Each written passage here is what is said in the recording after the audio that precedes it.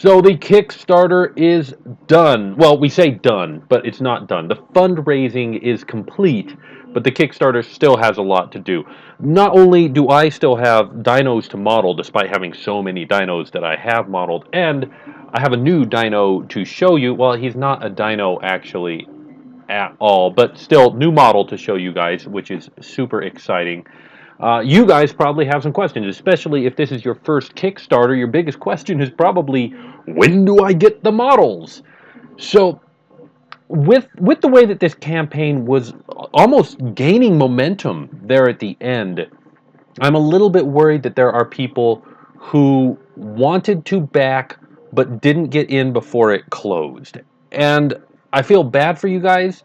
If you want to know more about this Kickstarter and want to get in on the Kickstarter pricing for this, I want to do that for you. But I'm not ready to do that just yet, partially because I don't have models to give you. So once the models are ready, I will set up a storefront.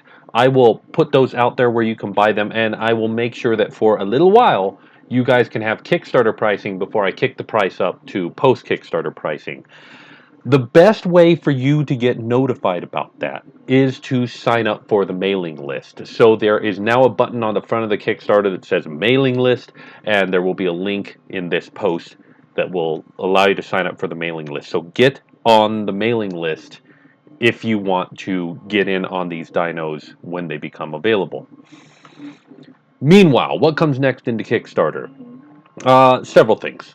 First of all, Kickstarter is going to take 14 days to make sure all the money is cleared, and if your money doesn't clear, they're going to bug you every 48 hours to make sure that you get it. And then at the end of 14 days, they're going to turn the money over to me. And then I create a questionnaire for you. Basically, I say, hey, where do I send you these models? You fill it out, we make delivery, and everything's good. So I've got 14 days to model as many of these dinos as I can. I hope that I can get them all done during that time. Now, there is a new model that I want to show you, so let us jump over to the computer screen and check this little guy out. It's the giant sloth. It's the uh, I told you that they don't look like Sid. Not in history, guys. This is what a giant sloth looked like. But I decided to give them, cute little stance, and they've got their cute little toes. They seem to like every time they depict them, they're like walking on their feet sideways with their toes upwards. I just decided to sit him down so that I wouldn't have to deal with that awkwardness. Also, he prints well like this. I think he prints well like this. Yeah, he's printing well like this. Um, this one was a lot of fun. I want to get into the technicals of how I modeled this guy just a little bit. So if you oh, you can't see it here. Let me grab it here. I put a skeleton inside of him. I didn't put his legs in a skeleton, but his arms and head so that I could pose him. The reason why I did that was because I didn't want like the arm to get longer or shorter. I've been kind of doing that with some of the dino's legs, and I wanted to avoid it this time, and so I used a skeletal rig so that I can be sure that everything will be good.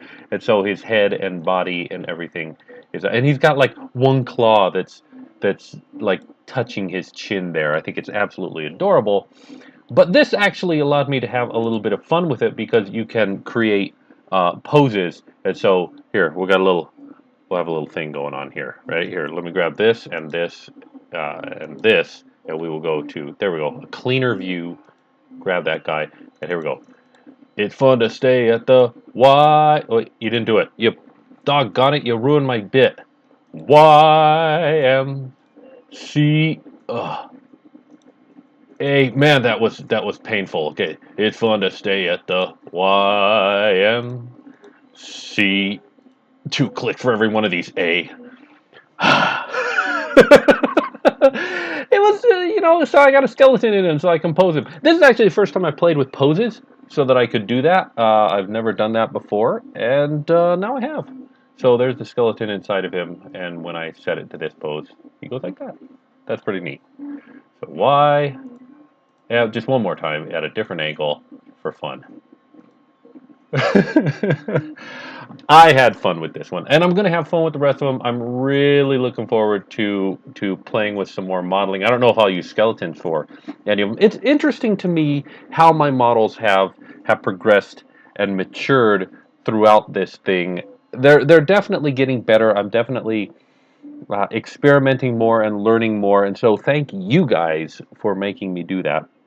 But they still remain true to the idea, very 3D printable models. The iguanodon printed out today, and he looks fantastic. Super proud of him, despite the fact that this is the most awkward dinosaur I've ever seen. I've never seen a depiction of an iguanodon that didn't just look super awkward. It's like they're all modeled by 10-year-olds. Never mind the fact that they could never figure out where that horn went that they decided was his thumb.